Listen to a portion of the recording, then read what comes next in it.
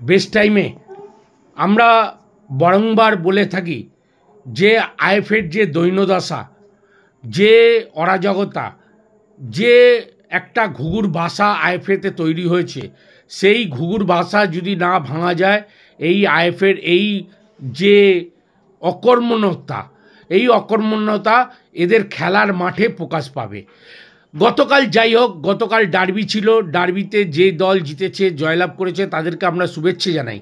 কিন্তু আরেকটা আইএফের আজকে শুনুন, আইএফের এই কথাটা বলতে বাধ্য হলাম, কারণ নতুন প্রজন্মের ছেলেরা যারা প্রাক্তন ফুটবলার, যারা দীর্ঘদিন খেলা ছেড়ে দিয়েছে, তারা এখনও মাঠে খেলার তাগিদে যারা আসছে, টিম করছে, টিমের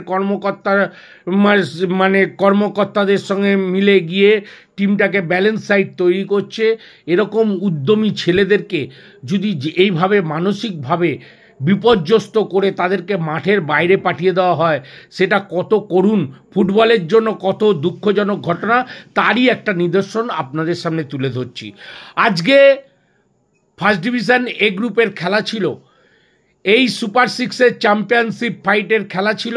আজকে খেলা ছিল বিএনআর ক্লাব ভার্সেস পাইকপাড়া উত্তর প্রান্তিক ক্লাবের মধ্যে। দুটো টিমের পয়েন্ট সমান। আরও একটা টিমের খেলা ছিল, হঠাৎ করে সেই টিমের খেলা 10 মিনিট পিছিয়ে গিয়ে খেলাটা শুরু করলো।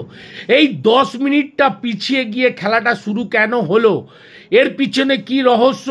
বিএনআর টিমকে উঠতে যাতে না দেওয়া হয় বা বিএনআর টিমকে চক্রান্ত করে যাতে হারিয়ে দেওয়া যায়, সেই চেষ্টাটাই করা হলো এই আইএফের আন্ডার টেবিল দিয়ে। আজকে বিএনআর 2-1 গোলে জিতেছে, পয়েন্টের নিরিখে তারা লিগে আনবিটেন চ্যাম্পিয়ন হতে পারত, কিন্তু আজকে তারা 2-1 গোলে জয়লাভ করেছে উত্তর প্রান্তিক। সেই উত্তর প্রান্তিক আজকে বিএনআর চ্যাম্পিয়ন হয়ে গিয়ে সুপার ডিভিশন উত্তীর্ণ হওয়ার কথা ছিল, কিন্তু হঠাৎ করে একটা অন্য মাঠে খেলা 10 মিনিট লেটে শুরু হয়েছে, এই মাঠ থেকে রেজাল্ট ওই মাঠে খবর পৌঁছে গেছে, তখন তাদেরকে একটা ইচ্ছাকৃত পেনাল্টি দিয়ে জয়লাভ করিয়ে দেওয়া হচ্ছে। এই যদি আইএফের খেলার মধ্যে এই যে গটাপ, এইটা যদি চলতে থাকে, তাহলে বাংলার ফুটবল অবশ্যম্ভাবী যে বাংলার ফুটবল বন্ধ হতে বাধ্য। আমরা আপনাদের কাছে অনুরোধ করছি, এই তীব্র প্রতিবাদ জানাচ্ছি এই ঘৃণ্য চক্রান্তের বিরুদ্ধে রুখে দাঁড়ানোর জন্য। আজকে ফুটবল প্রেমীরা যদি আপনারা রুখে না দাঁড়ান, এই ঐতিহ্যপূর্ণ আইএফএ, ঐতিহ্যপূর্ণ লিগ, ঐতিহ্যপূর্ণ আইএফএ শিল্ড, এই যে করুণ দশা চলছে, এই দশা এই গ্রহের ফের কোনো দিন কাটবে না, আপনারা মিলিয়ে নেবেন। আজকে প্রাক্তন ফুটবলার জয়ন্ত ঘোষ যেভাবে টিমটাকে একাত্তা করে, টিমটাকে লড়াইয়ের মধ্যে নিয়ে এসে টিমটাকে এত সুন্দর একটা ব্যালেন্স সাইড তৈরি করেছিল, আজকে তার মনোবলকে চির ধরিয়ে দিল।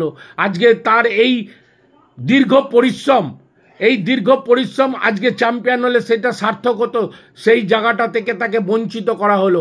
এর জন্য সত্যি আমরা ধিক্কার জানাই, ফুটবল সমাজ গর্জে ওঠা উচিত আছে। আজকে এখানেই আমার ভিডিওটা শেষ করলাম। আমার ভিডিওটা যদি ভালো লাগে অবশ্যই লাইক করবেন, শেয়ার করবেন, কমেন্ট করবেন, আমাদের সঙ্গে থাকবেন। ধন্যবাদ, নমস্কার।